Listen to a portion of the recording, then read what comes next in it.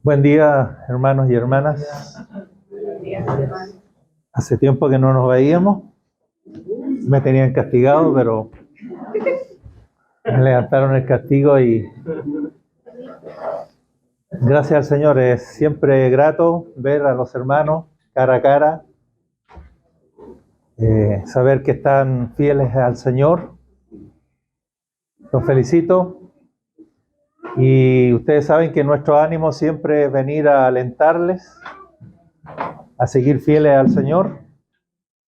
La iglesia está recorriendo la última milla y tenemos que estar más juntos que nunca, unidos y apoyándonos mutuamente, porque el Señor regresa pronto. Amén. Yo vengo de una familia de 7 hermanos y el hermano mayor de esa familia de los 7 es Silvia, que está aquí con nosotros en esta mañana. Ella se congrega en Temuco. Su esposo Daniel Durán, mi cuñado, partió hace poco a la presencia del Señor. Y así que estamos acompañando a la hermana mayor para que siga fiel al Señor. No tiene ganas de casarse, dice que con una vez es suficiente. Sí. Yo salí más porfiado, me casé por segunda vez. Amén. Ni que hubiésemos estado coordinados. La última canción preparó el escenario porque precisamente quiero compartirle acerca de Jesucristo como obispo y pastor de nuestras almas. Ese sería como el título. Jesucristo, obispo y pastor de nuestras almas. Vamos a leer en Primera de Pedro.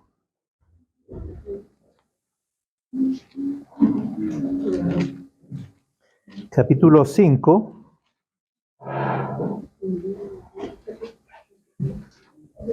Echo de menos a mi amigo David. ¿Sabe el aniversario, María? Mírenlo. Salió fin de semana a pololear. ¿Qué le parece? ¿Cuántos años de casado? 36. 36. Qué bueno. Me alegra. O salía o salía. No había Qué bueno, me alegro mucho. Saludo a mi hermano David. Primera de Pedro, capítulo 5, versículos 1 al 4. El apóstol Pedro, en esta carta, envía saludos, bendiciones y instrucciones a varios grupos que forman parte de una congregación, de una iglesia.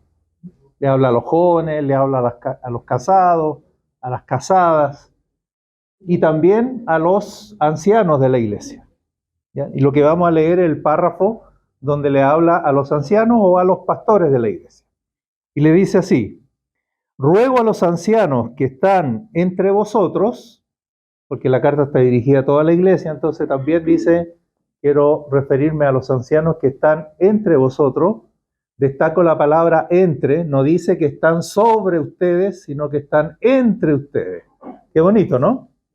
Qué bonito cuando los pastores están entre los hermanos y no sobre los hermanos.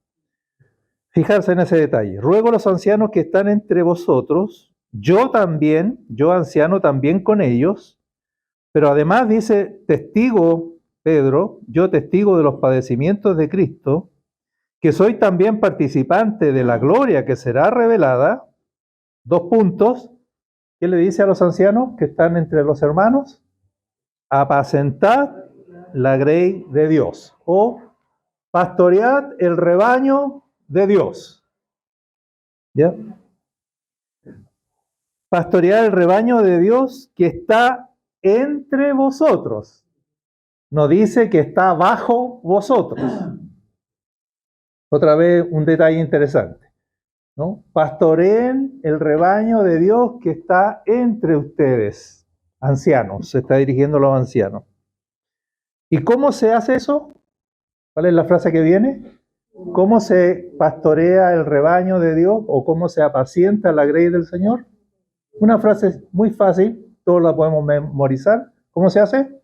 Cuidando de ella. Así se apacienta, así se pastorea. Los ancianos tienen que cuidar del rebaño o cuidar de la grey.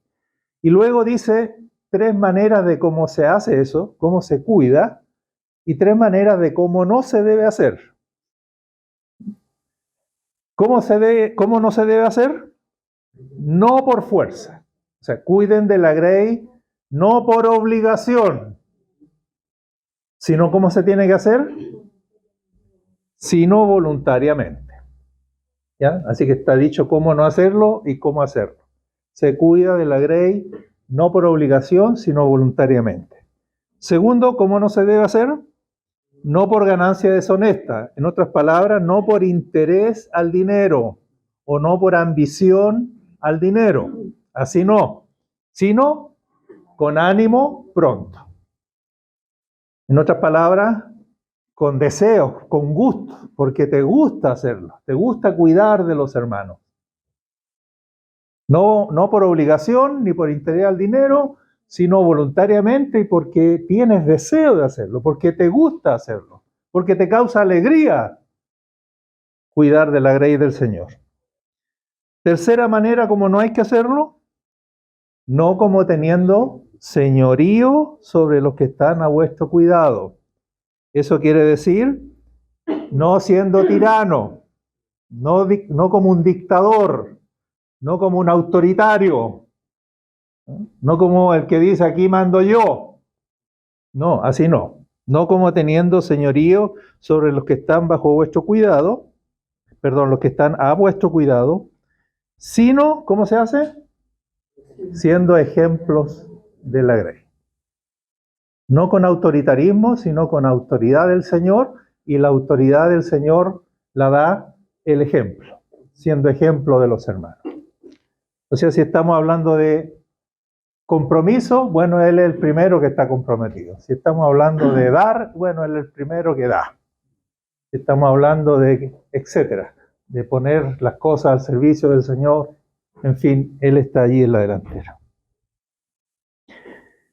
Y uno dice, ¿y esa vida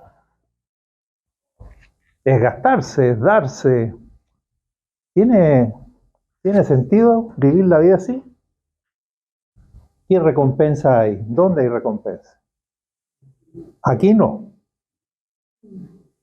O sea, ese pastor, por mucho que lo haga, ese anciano, por mucho que lo haga voluntariamente, con ánimo pronto y siendo ejemplo de la grey, aquí no va a tener ninguna recompensa. Pero dice el versículo 4 y ahí termina, y cuando aparezca el príncipe de los pastores, la versión NBI dice, cuando aparezca el pastor supremo,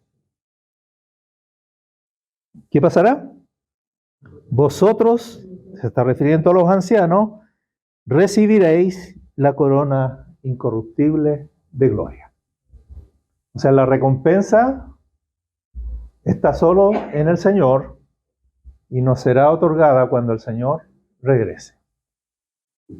No antes, no aquí, no hay recompensa de los hombres. Yo siempre digo que aquí, para nosotros que estamos en Chile, lo que hay que esperar aquí en Chile, el pago de Chile. ¿Y en qué consiste el pago de Chile? En que a uno no le agradecen nada, ¿no? Incluso se van, no solo no se van agradecidos, sino que se van pelándolo. Y en fin, etcétera, etcétera. Así que aquí el pago de Chile, pero cuando aparezca el pastor supremo, el príncipe de los pastores, ellos recibirán, si lo hicieron voluntariamente, si lo hicieron de buena gana, y si lo hicieron, ejercieron la autoridad del ejemplo, cuando aparezca el príncipe de los pastores, recibirán la corona incorruptible de gloria. ¿Qué será exactamente eso? No sé, pero será glorioso. Será glorioso recibir del Señor en la gloria el reconocimiento, la recompensa. Amén. Porque a Cristo el Señor servimos. Y cuando pensaba en esta escritura, me hice la pregunta, ¿y de dónde sacó Pedro que esa es la manera de pastorear? ¿De dónde lo aprendió? Que él es capaz de decírselo ahora a los pastores de las iglesias a los cuales les dirige la carta. Ustedes tienen que pastorear de esta manera. Tienen que apacentar la grey de esta forma. No tienen que hacerlo así, tienen que hacerlo de esta manera. ¿De dónde lo aprendió Pedro? ¿De dónde lo sacó? Bueno, él tuvo su pastor, pues. Pedro tuvo un pastor. Y de ese pastor aprendió. ¿Y qué pastor tuvo Pedro? Al propio Señor Jesucristo, que lo estuvo pastoreando por 3 años y medio. Así que él tuvo al pastor supremo como su pastor. Así que aprendió de Cristo, del modelo perfecto, del pastor de los pastores, del príncipe de los pastores. Aprendió cómo es un pastor o cómo debe ser un pastor. Bendito sea el Señor. ¿Qué pastor tuvo Pedro, no? Dicen que el mismo que tenemos nosotros. Gloria sea al Señor. En otras palabras, él aprendió de Cristo. Quiere decir que Cristo fue pastor de los 12 y fue pastor de la gente, no por fuerza, no por obligación. Él vio que Jesús era pastor de la gente voluntariamente. Aleluya. Y que no lo hacía por ambición al dinero, que lo hacía con ánimo pronto. Y que él no era autoritario porque era el rey de reyes, porque era Dios que había bajado. No, porque era ejemplo. ¿Recuerdan ustedes que los fariseos decían, o la gente decía, este nos enseña, pero no como los fariseos, nos enseña como quien tiene autoridad? ¿Y qué autoridad tenía Jesús? La del ejemplo. Cuando él decía, sean misericordiosos, era porque él era misericordioso. Y cuando él decía, tienen que perdonarse, era porque el Señor era ejemplo del perdón. Tenía la autoridad del ejemplo. Así que en el fondo él está describiendo cómo pastoreó Jesús. ¿Y dónde podemos ver eso en la Escritura? A Jesús como pastor. Entre paréntesis, él está tan impactado, Pedro, en reconocer a Jesús como su pastor, que en el capítulo 2, versículo 25 de esa misma carta, dice, porque ustedes eran como ovejas descarriadas. Nosotros éramos como ovejas descarriadas. Nosotros también, ¿no? Los de aquí. Pero ahora habéis vuelto, ¿a quién? Al pastor y obispo de nuestras almas. O sea, está claro que Pedro tiene fijada esa visión de Cristo como pastor. Eso a él lo conquistó. Eso a él lo persuadió y lo impactó profundamente durante toda su vida. Él está aquí en sus días finales cuando está escribiendo esta carta y no puede sacar de su mente la figura de su pastor. Como mi pastor no hay otro. Como él me pastoreó, esa es la forma perfecta de pastorear. Él está impactado hasta el final de sus días del pastoreo de Jesús con él. Bendito sea el Señor. Pero ¿dónde podemos ver a Jesús como pastor? Entonces eso, dado que fue pastor de Pedro durante 3 años y medio, eso nos conduce a los 4 evangelios. Porque en los 4 evangelios tenemos la vida y el ministerio terrenal de nuestro Señor Jesucristo, ejercido aquí en la tierra por 3 años y medio. Entonces, hay uno de esos 4 evangelios que está especialmente inspirado por el Espíritu Santo para mostrarnos a Jesús como pastor. ¿Quién me dice cuál es? Porque yo sé que ustedes son sabiondos, entonces. ¿Quién? ¿Cuál de los 4 evangelios? Marcos. ¿Quién dijo Marcos? ¿Usted, hermano? Juan dice. Vamos a empezar a pelear aquí por tal. Muy bien, Pedro.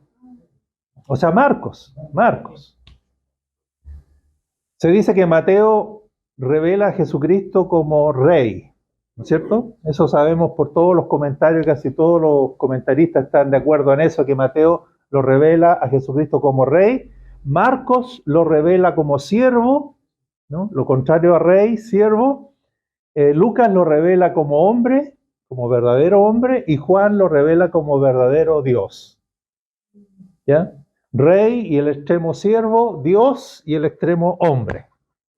Los 4 evangelios entonces enfatizan cada uno un rostro de nuestro Señor, porque así podemos contemplar toda su gloria, porque si no, un solo evangelio no habría sido suficiente para mostrar toda la gloria y la belleza del Señor, que la mostró estando aquí como hombre. Si habláramos de la belleza de Él como Dios, tendríamos que necesitar los 66 libros de la Biblia. Ya, pero los 4 evangelios nos muestran por lo menos la plenitud de la gloria que Él manifestó cuando se hizo hombre. Rey, siervo, Dios y hombre. Pero además, esos 4 rostros de los evangelios los podemos relacionar con los ministerios de Efesios 4:11. ¿Cuáles son esos ministerios de Efesios 4:11? Ustedes que son sabiondos, ayúdenme a predicar. ¿Cuáles son esos ministerios de Efesios 4:11? Hay que buscar rápido. Apóstoles, después profetas, evangelistas, pastores y maestros. ¿Ya? ¿Y por qué tendrían en los 4 evangelios además relación con estos 5 ministerios de Efesios 4:11? Por una razón muy sencilla.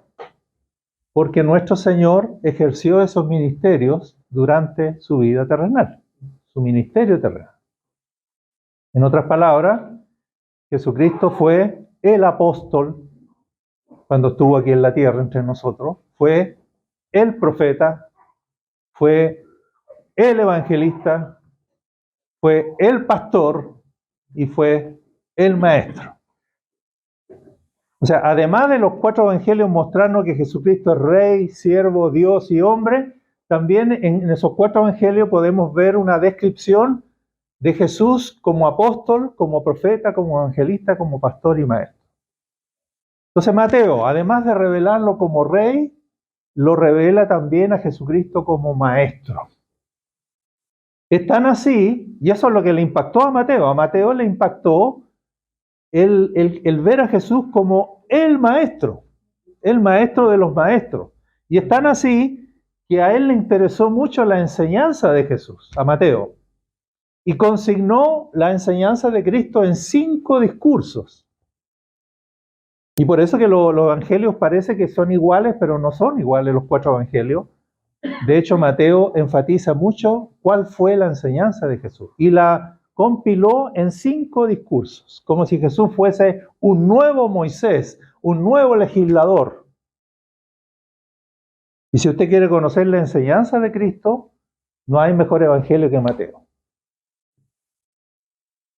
Lucas revela a Jesucristo no solo como verdadero hombre, sino también como evangelista. ¿Y cómo se unen esas dos cosas, hombre con evangelista? Porque él fue verdadero hombre y era el hombre escogido por Dios para traer la salvación y el evangelio a todos los hombres. Así que Jesucristo es por excelencia en el evangelio de Lucas un evangelista. El texto áureo del evangelio de Lucas, el texto áureo me refiero al texto que resume todo el evangelio, es Lucas 19:10, que dice: el Hijo del Hombre vino a buscar y a salvar lo que se había perdido. O sea, este verdadero hombre en Lucas es un evangelista, es el Salvador. Él vino a buscar y a salvar lo que se había perdido. En el Evangelio de Juan, Jesucristo, además de ser revelado como Dios, es revelado como apóstol y profeta. Ambas cosas, como apóstol y profeta. Y ustedes, si leen el Evangelio de Juan, van a ver que muchas veces Jesús dice que Él es el enviado del Padre. La palabra apóstol significa enviado. Y Él es el enviado del Padre. No hay otro enviado del Padre al mundo, no hay otro enviado del Padre a los hombres, sino Jesucristo. Es el enviado del Padre. El Padre tiene un solo apóstol y ese apóstol se llama Jesucristo. Y él es el profeta. El Evangelio de Juan da cuenta de ese profeta que había prometido Moisés en el Deuteronomio, cuando había dicho: Dios les va a levantar un profeta de entre ustedes como yo, dice Moisés. Y ese profeta que anuncia en el Evangelio en el libro del Deuteronomio es nuestro Señor Jesucristo. Así que Juan lo revela, además de decir que es Dios, lo revela como apóstol y profeta. Entonces me queda Marcos. Marcos, además de revelarlo como siervo, lo revela como pastor. Y el texto áureo vamos al Evangelio de Marcos, el texto áureo del Evangelio de Marcos está en el 10:45. Si usted se acuerda de este puro versículo, tiene el resumen de todo el Evangelio. Cada uno de los 4 evangelios tiene su propio texto, donde expresa la causa o la razón por la cual Cristo vino al mundo.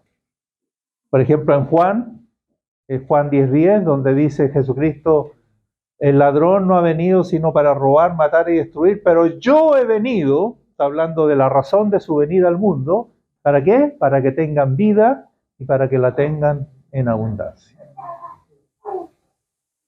Ya les leí el de Lucas 19:10, Cristo vino para buscar y salvar lo que se había perdido. ¿Y cuál es el de Marcos, que revela a Jesucristo como pastor? Dice el 10:45 de Marcos: porque el Hijo del Hombre no vino para ser servido. Otra vez, cómo no hay que hacerlo, ¿ah? Y luego cómo hay que hacerlo. El Hijo del Hombre, que es pastor aquí en Marcos, no vino para ser servido. ¿A qué vino entonces? Sino para servir. No vino para ser servido, sino para servir. Y no solo eso. ¿Qué más? Y para dar su vida en rescate por muchos. No hay definición de un anciano, de un pastor más perfecta que esta. Ya dijimos que Jesucristo es el príncipe de los pastores, ya dijimos que Jesucristo es el pastor supremo, y Él está diciendo: yo he venido al mundo, yo, el buen pastor, he venido al mundo no para ser servido, sino para servir y para dar mi vida en rescate por muchos. Él lo dijo también, confirmando esto, lo dijo en el Evangelio de Juan, ¿no es cierto? Por eso mi hermana decía que Juan lo revelaba como pastor. Porque ¿qué dijo en Juan? En palabras del propio Señor, dijo: yo soy el buen pastor. ¿Y qué más dijo a continuación? Dijo: y el buen pastor su vida da por las ovejas. Así que está claro que es una definición de un pastor. Por eso que al pastorado no puede venir nadie humanamente. Esto no es por nepotismo, no es porque es el más simpático, es por llamamiento de Dios. Yo tengo un hermano de sangre que es pastor, y él acuñó una frase para sí mismo y dijo: para ser pastor no hay que tener cuero de chancho, dijo, hay que tener cuero de Cristo. Y tenía razón, porque cuero de chancho no va a alcanzar para ser anciano, no va a alcanzar para ser pastor. Hay que tener cuero de Cristo, porque si hay alguien que sabe de gente no agradecida, de gente que lo niega y que lo traiciona, es Jesús. Y el Evangelio de Marcos me gusta porque él usa un lenguaje no diplomático, descarnado para relatar las cosas. Dice que el Señor estaba predicando y llegó su familia a buscarlo, y su familia quería llevárselo porque la familia de él decía que estaba fuera de sí. Eso más en castellano significa que estaba loco. No le hagan caso, sí. Y lo venían a buscar para llevárselo. Y ahí fue que el Señor dijo: ¿quién es mi padre? Porque le dijeron: te están ¿Quiénes son? Pues parece que se picó. Dijo, los que oyen la palabra, esos son mis hermanos, mis primos, mis tíos. Toma, les dijo Alá. Lo venían a buscar porque estaba loco. Ya esto seguido, porque el pueblo lo escuchaba al Señor, pero los fariseos dijeron, demonio tiene. ¿Ah? ¿Qué le parece a usted como pastor que lo traten así? Entonces, para ser pastor hay que tener cuero de Cristo. Cuero de chancho no va a alcanzar. Te vas a quebrar, te vas a venir abajo. Porque como hemos dicho, o como dice Jesús en el 10:45, un pastor está para servir y para dar su vida. Aunque nadie le diga muchas gracias. Aunque nadie lo salude para el Día del Pastor. Porque aquí en Chile se celebra el Día del Pastor. ¿Cuándo es? No tienen ni idea ustedes. No tienen la más mínima idea. Creo que en agosto. 31 de febrero.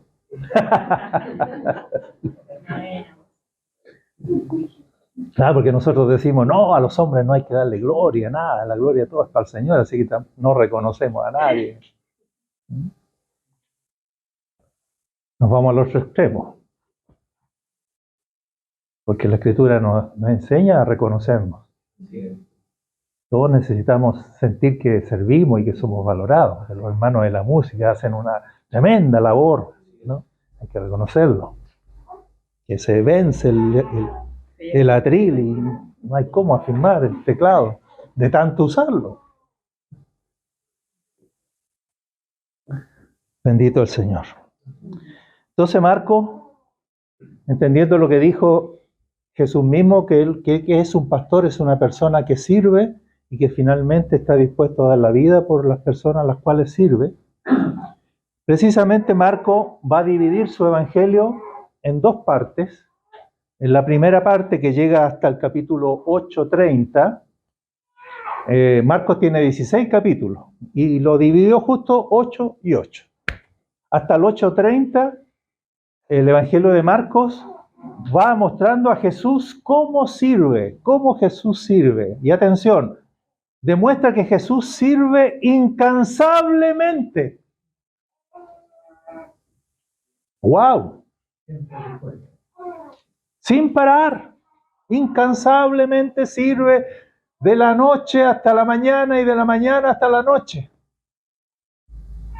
Como si el Señor hubiese sabido que tenía poco tiempo y que no podía perder el tiempo y que estaba dedicado a una misión y que no podía desenfocarse ni distraerse y sirve de la mañana hasta la noche sin parar incansablemente. Y les doy un detallito que enseñamos en la escuela de la obra a los que asisten a esas clases, que él usa un adverbio en griego. El adverbio se llama eutus en griego, y que se traduce inmediatamente. Se traduce enseguida, rápidamente, prontamente. Y lo usa tantas veces porque a él le interesa, a Marcos le interesa ir diciendo que Jesús va pasando de una acción a otra sin parar.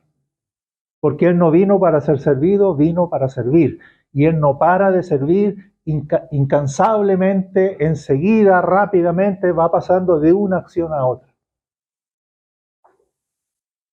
Y cuando usted le pone un poquito de atención a la lectura para ver cómo Jesús servía incansablemente, uno se cansa de solo leerlo. Y uno dice, yo no podría hacer eso. ¿Quieren ver un día en la vida de Jesús? ¿Quieren ver un día? Díganme sí, porque si no se acaba el sermón.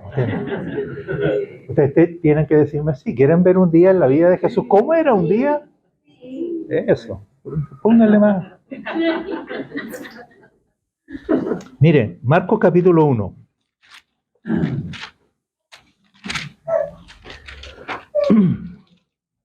Marcos 1:21.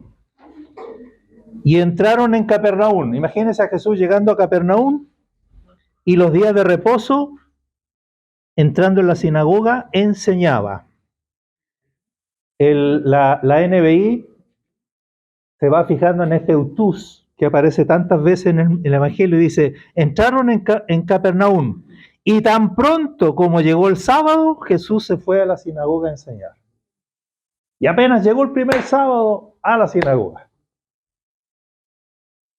¿A qué hora fue esa reunión? Vamos a suponer que igual que nosotros a las 10:30. Empezó a las 10:30 del día, ¿no es cierto? Yo llegué a 10:33 y llegué tarde. No se vuelve a repetir, ¿no? Sí. Y ese pecado para mí es terrible, porque la única virtud que tengo es que soy puntual. Imagínate pecar en esa. Para un pastor. Terrible. Entró a la sinagoga y le tocó ese día predicar. En una reunión como esta, a las 10:30, imagínense, va a durar hasta las 1:30, por ahí va a durar esto. O hasta la 1, no sé, que son las 12. Y a mí me enseñaron en el Instituto Bíblico que una predicación equivale a 8 horas de trabajo. Para mí que debe ser mentira, pero me gustó. Me gustó porque cuando predico yo, y predico más o menos 1 hora, digo ya saqué la tarea del día. De ahí ya me puedo echar a descansar, dormir mi siesta, porque imagínense una predicación de 1 hora, 8 horas de trabajo. Jesús le tocó predicar y ese día la reunión fue muy especial. ¿Por qué? No puedo leer todo el capítulo, pero ustedes me siguen porque conocen, ustedes son sabiondos. Se manifestó un endemoniado en la sinagoga.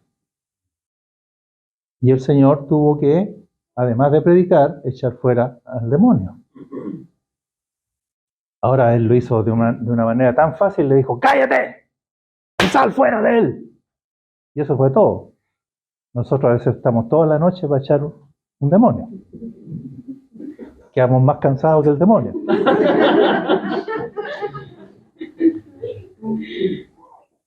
Y Él rápidamente, pero de todas maneras, la lucha espiritual cansa. ¿No es cierto? Luchar en oración, como a veces lo hacemos, en intercesión, es cansador. Uno termina físicamente agotado. Así que termina la reunión. ¿Y qué hace uno cuando termina la reunión? ¿Qué van a hacer ustedes cuando termine esta reunión?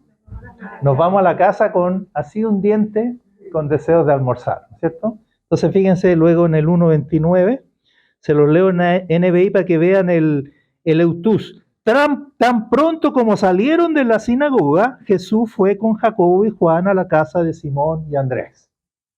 ¿A qué fueron? Al almuerzo.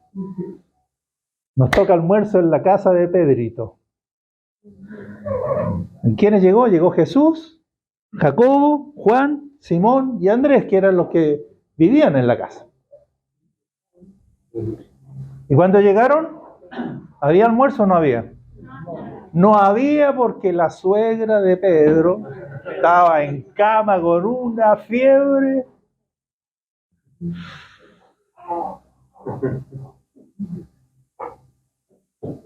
Aquí el almuerzo se nos alargó. Y Pedro y Simón y todo, no había solución. Vamos, compremos comida china, no había comida china en ese tiempo. Un pollito asado con papitas fritas, no había.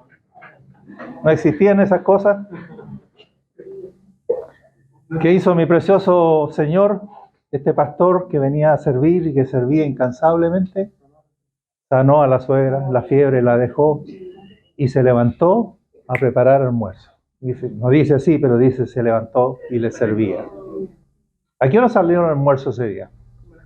Como a las 4 de la tarde, calculo yo, recién mi Señor con los discípulos comiendo ahí un ajiaco, porque era después del 18, un ajiaco, un buen ajiaco. Después de eso, ¿qué hace el Señor? ¿Qué harías tú? Una siestecita, ¿no es cierto? Si ya prediqué en la mañana, ya equivale a 8 horas de trabajo, me tocó echar un demonio, liberar un endemoniado, sanar a la suegra de Pedro. Almorzamos recién a las 4 de la tarde. Mire lo que pasó. El 32. Al atardecer. ¿Cuándo es eso? Más o menos a las 18 horas, a las 6 de la tarde. Al atardecer, cuando ya se ponía el sol, la gente le llevó a Jesús todos los enfermos y endemoniados, de manera que la población entera se estaba congregando a la puerta de la casa. Jesús sanó a muchos que padecían de diversas enfermedades. También expulsó a muchos demonios, pero no lo dejaba hablar porque sabían quién era él. O sea, a las 6 de la tarde empezó el culto de la tarde, toda la población reunida a la puerta porque sabían que ahí estaba Jesús. Le trajeron todos los enfermos y mucha gente endemoniada y el Señor estuvo ministrándoles a todos. Les digo un detalle, el Señor no oraba como oramos nosotros, sino una oración por todos los enfermos. Él los tocaba uno por uno. Eso, el sábado usted lo hacía general, lo hacían todos sanados y liberados. Lo hacía de uno. Sí, porque Él tiene que demostrar que le interesa a la gente, Él demuestra que ama a las personas, que cada persona es una persona, y Él lo hacía individualmente, personalmente, orando por cada uno de ellos. ¿Cuánto duró el culto? Si toda la población se juntó en la casa, a la puerta de la casa de Pedro, no sé. Pero yo en el lugar de Jesús, ahí sí que quedo reventado. Ahí sí que me encierro y digo, no hay teléfono, di que yo me morí, que ya no existo. Y al otro día, yo me levantaría a las 11 de la mañana. Después de todo ese día. ¿Por qué se ríe usted? Usted tumba.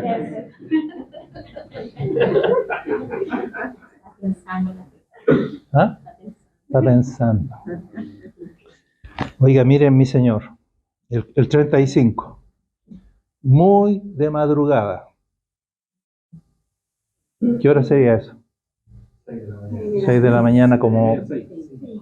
Lo más tardar, 6 de la mañana. Muy de madrugada, cuando todavía estaba oscuro, Jesús se levantó, salió de la casa y se fue a un lugar solitario donde se puso a orar.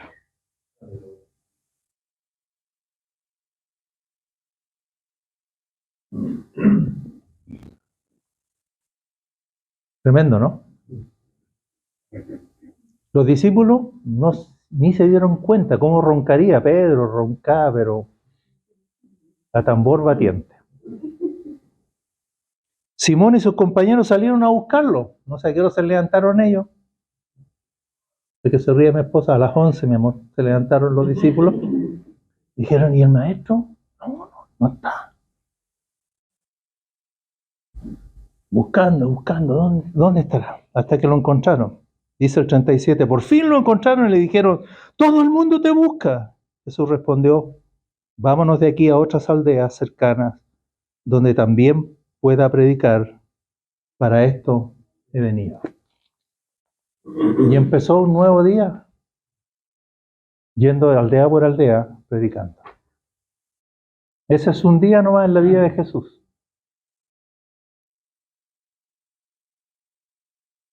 Vino para servir y sirvió incansablemente y sirvió sin parar.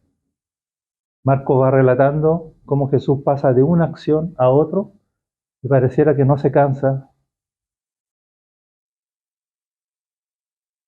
Hasta el capítulo 8:30, él va mostrando cómo Jesús sirvió sin parar, incansablemente. Marcos relata 18 milagros de Jesús, pero 15 de ellos los colocó en esta primera parte. En esta primera parte relata de los 18 milagros, 15. Y en la segunda parte, ¿qué muestra? Que comienza del 8:31 en adelante. ¿De qué va a tratar? Va a mostrar la otra parte, de cómo Él dio su vida en rescate por muchos. O sea, lo muestra primero sirviendo incansablemente y en la segunda parte cómo Él se dispone, camina a ir a Jerusalén para dar su vida en rescate por muchos. Ese fue nuestro pastor Jesús en los días de su carne. ¡Aleluya! Por eso toda esta reunión ha estado centrada en admirarlo a Él y en alabarlo a Él y en aplaudirlo a Él. De hecho, la segunda sección comienza en el momento en que los discípulos ya se les revela que Jesús es el Cristo. Y Él le hace esa pregunta que todos conocemos: ¿quién dicen ustedes que soy yo? Y Pedro le dice: tú eres el Cristo de Dios. Y cuando Jesús entiende que los discípulos ya se han dado cuenta quién es Él, que es el Cristo, Él les dice, inmediatamente les habla a partir de ese momento, les dice: sepan que ahora que saben que soy el Cristo, que voy a Jerusalén y allá voy a morir. Y para ellos fue un shock, porque se suponía que el Cristo era un libertador político. Y dice: no, yo soy el siervo sufriente de Isaías 53. Si ustedes han entendido que yo soy el Cristo, sepan ahora que voy a la cruz y voy a morir, porque tengo que dar mi vida en rescate por muchos. Y aquí hay algunos poquitos rescatados por Él. Gracias, Señor. Y eso relata en la segunda parte, del 8:31 en adelante hasta el capítulo 16. Repito, la primera parte, el siervo que sirve incansablemente, y luego en la segunda parte, cómo Él da la vida en rescate por muchos.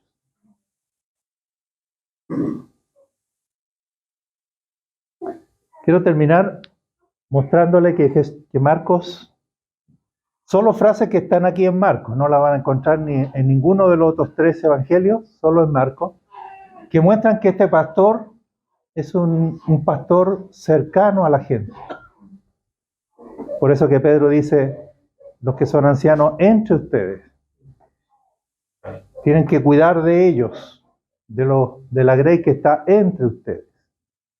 Porque Jesús es una persona muy cercana a la gente. Es una persona muy sensible, conoce el dolor, entiende el dolor y empatiza con el dolor y el sufrimiento de las personas. Entonces, solo para terminar, 4 ejemplos de estas cositas del Señor tan amables que nos muestran, para finalizar esta imagen de Jesús como pastor, que nos muestran que Él era una persona cálida. Que Él tomaba a los niños en brazos. Y yo le he contado lo desgraciado que he sido en el pasado, que por mi altura yo saludaba aquí, ¿no? Saludaba aquí. Y no me daba cuenta que a veces dejaba a los niñitos con la mano estirada. Y no los veía. No era que era malo. No los veía. Y ustedes saben lo que significa darle la mano a un niñito cuando le dicen: el pastor Rubén. El pastor Rubén. ¿No? Y uno tiene esa calidez de Jesús, se agacha y le da la mano y le dice: cariñito, ¿y cómo te llamas? Ese niñito queda marcado, porque creen que el pastor Rubén es un ángel. Después hablan con la esposa de uno y se dan cuenta que no, pero los chiquititos idealizan. Es un gran personaje, porque lo ven a uno allá en la tarima, él debe ser, por lo menos está más cerca de Dios que los demás.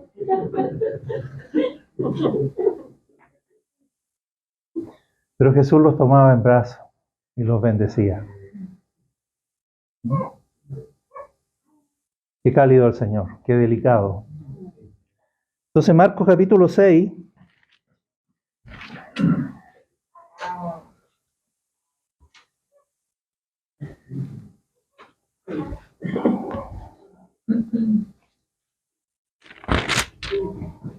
...30... Esto es cuando el Señor comisionó a los 12 y les dijo: vayan y echen en mi nombre, sanen a los enfermos, prediquen el reino de Dios, y volvieron ellos de la misión. Dice el 6:30: entonces los apóstoles se juntaron con Jesús y le contaron todo lo que habían hecho y lo que habían enseñado. O sea, llegaron a rendir cuenta de la comisión.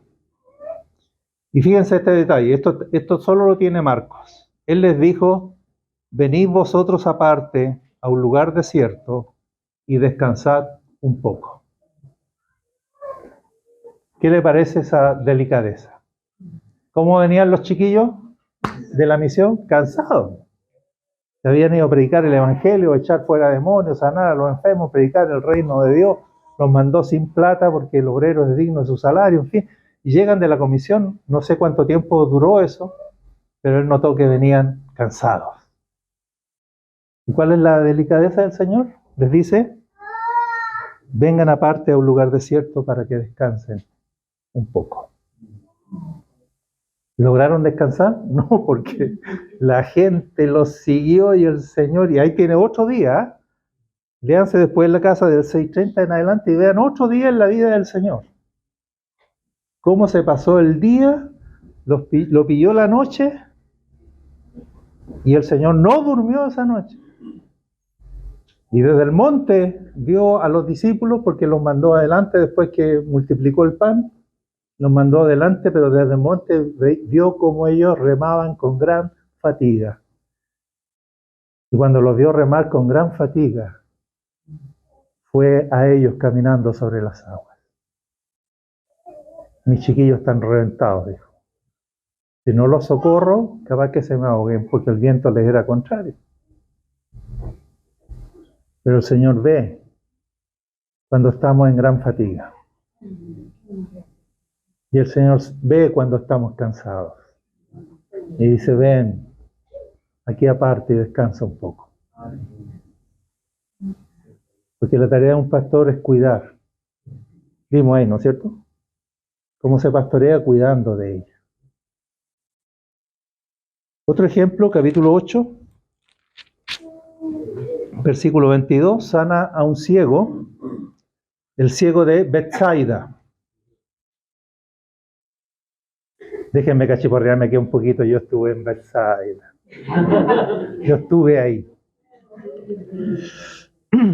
Vino luego a Betsaida y le trajeron un ciego y le rogaron que le tocase.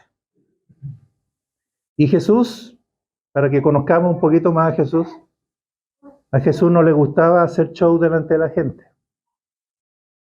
Él no buscaba que la gente lo viera hacer milagros. Él siempre trataba de hacerlo de manera oculta y privada. Igual que nosotros, ¿no? Si yo pudiera sanar a un ciego, llamo hasta la televisión, por más. Pero mi Señor no era así. Entonces, ¿qué es lo que hizo? Porque le trajeron un ciego para que lo tocase. ¿Qué es lo que hizo? Tomándolo de la mano, le sacó fuera de la aldea y escupiendo en sus ojos le puso las manos encima y le preguntó si veía algo y en fin, hasta que lo sanó. ¿Cuál es el gesto que quiero que aprecien? Lo tomó de la mano al ciego y se lo llevó a un lugar aparte. Él hizo de Lazarillo del ciego el Hijo de Dios, el Rey de Reyes y Señor de Señores. El que Juan nos va a contar que es Dios, verdadero Dios, no tuvo problema en tomarlo de la mano y guiarlo hasta fuera de la aldea. ¿Nosotros qué habríamos hecho? O yo, para no meterlo a ustedes, porque ustedes son más santos que yo. Al ujier, sácamelo afuera de la aldea y que me espere allá. Jesús no, él mismo lo tomó. Podría haberle pedido a los discípulos, a uno de los 12. Pedro, castigarlo por el almuerzo tan tarde, haber hecho algo. Pedro, tú, sácalo, llévalo. No, él mismo personalmente. El Hijo de Dios no tuvo vergüenza de ser lazarillo de un no vidente. Y lo sacó donde no había público que mirara, ni televisión que filmara, y lo sanó. Gloria al Señor. Este milagro solo lo tiene Marcos, que parece que quiere mostrarnos la clase de pastor que era Jesús. Lo delicado. lo sensible. La tercera, ejemplo, capítulo 10, el joven rico. Todos conocemos la historia del joven rico. Resumiéndolo un poquito la historia, ¿no? Viene el joven rico y le dice a Jesús, Jesús, ¿qué tengo que hacer para heredar la vida eterna? Y Jesús le dice, los mandamientos tienes. Y el joven rico, no sé cuántos de nosotros podríamos decirlo del joven rico, porque el joven rico no mintió. Jesús le dijo, no mates, no hurtes, no digas falso testimonio, no defraudes, honra a tu padre y a tu madre. Entonces respondiendo, le dijo, Maestro, todo esto lo he guardado desde mi juventud. Chanfle. Buena. Un joven sincero. Un judío íntegro. Un chiquillo santo. ¿Cuántos jóvenes podrían en nuestras comunidades pararse y decir, yo todo esto lo he guardado desde mi juventud? Ahora fíjense, dice el versículo 21. Entonces Jesús mirándole, y esta frase la tiene solo Pedro, o solo Marco, dice mirándole, le amó. Esa frase le amó, solo la tiene Marco.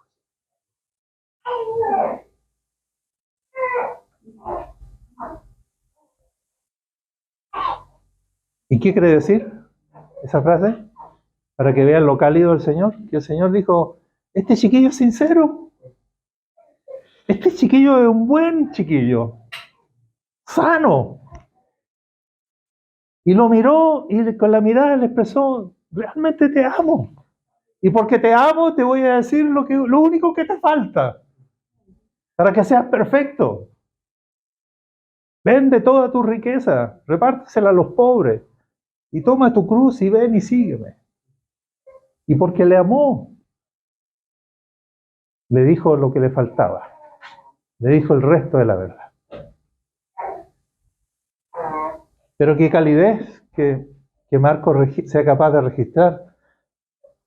Y entre paréntesis, hay que haber sido testigo ocular para apreciar ese detalle, que mirándolo lo amó. Y Marcos no fue testigo ocular, pero Pedro sí. Y Pedro es el que le está contando a Marcos sus experiencias con Jesús, con el pastor Jesús.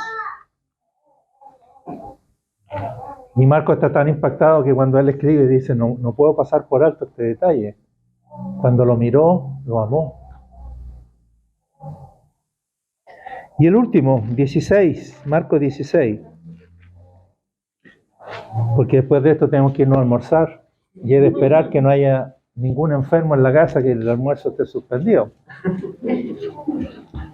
Marcos 16. Marcos 16, el ángel, van las mujeres a la tumba y Jesús está resucitado. Y en el versículo 6 dice que el ángel le dice, no os asustéis, buscáis a Jesús Nazareno, el que fue crucificado. Ha resucitado, no está aquí, mirad el lugar en donde le pusieron. Pero id, decid a sus discípulos, le dice a las mujeres, vaya y llévenle el mensaje a los apóstoles, a los 12. Y hay una frasecita ahí que solo la tiene Marco, no la tiene Lucas, ni Mateo, ni Juan. ¿Qué más dice? Vayan y díganle a los discípulos y a Pedro. ¿Qué cosa hay que decirle? Que Él va delante de vosotros a Galilea, allí le veréis como os dijo. Pero le manda un recado general a todos, pero personal a Pedro. Vayan y díganle a todos los discípulos, especialmente a Pedro, que en Galilea nos vemos. ¿Y por qué el mensaje especial a Pedro? Porque Pedro acababa de negarlo.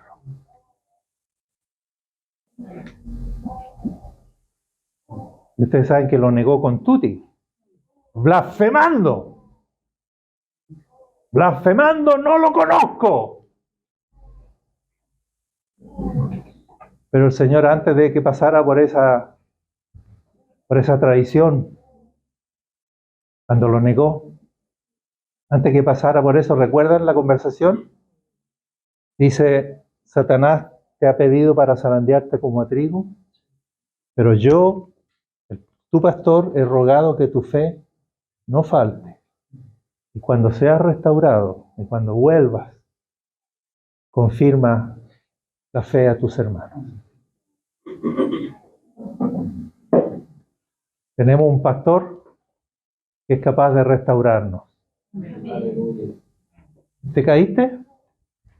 ¿Negaste al Señor? ¿Traicionaste al Señor? Judas lo traicionó. Si se hubiese arrepentido, ¿qué habría pasado? ¿Ah? Se le habría dicho, no, ese pecado no, ese sí que no. Lo habría restaurado.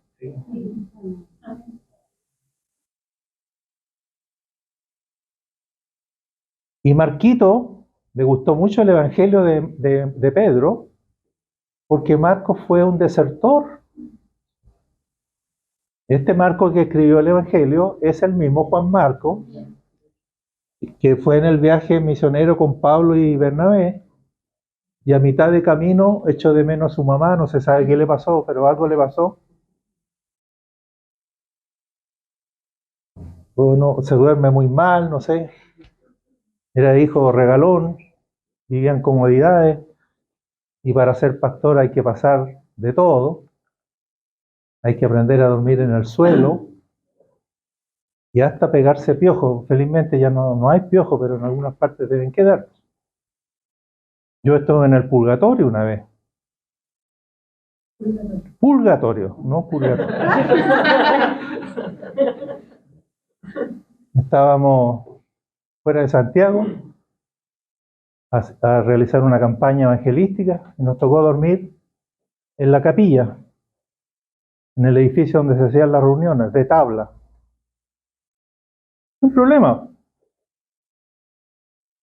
Empezamos a dormir y de repente, mientras con la luz apagadita, empezamos a sentir que subían cositas. Pasamos la noche bailando, hermano. ¡Lleno de pulgas! No quiero decir el lugar para que no se sientan ofendidos. Y yo estuve en el purgatorio, literalmente. Yo sé lo que es el purgatorio. Pasamos la noche matando pulgas. No pudimos dormir.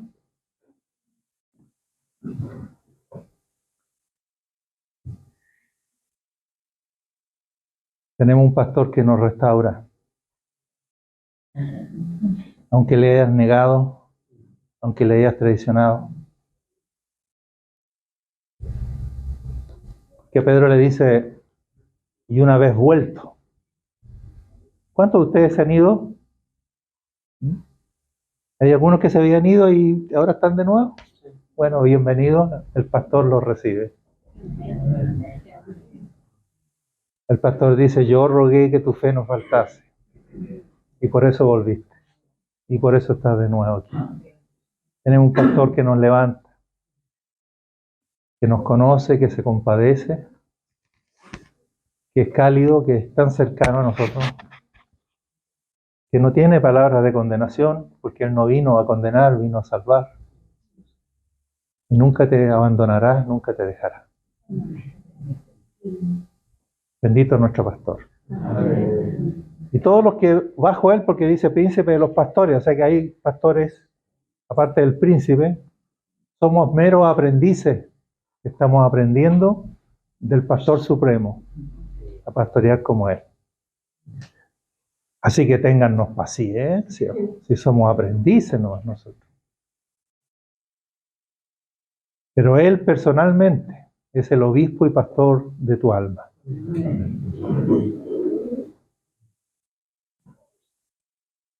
Él vino a ser por el Espíritu ahora mi pastor, tu pastor, mi pastor de tu alma. Y aquí les cuento cómo es el alma.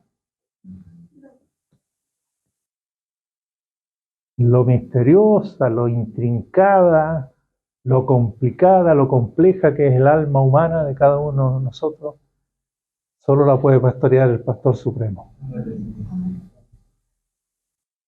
Porque los pastores terrenales se cansan y dice, cuando están orando por los hermanos, dice, Señor, ¿te lo llevas o te lo mandas?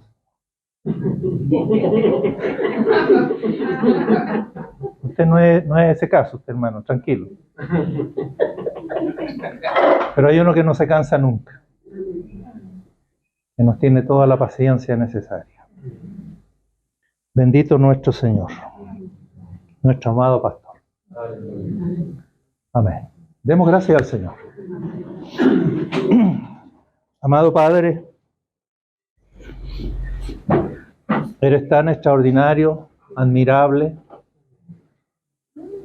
Señor Jesús, el obispo y pastor de nuestras almas. Admiramos tu entrega, tu compromiso, tu servicio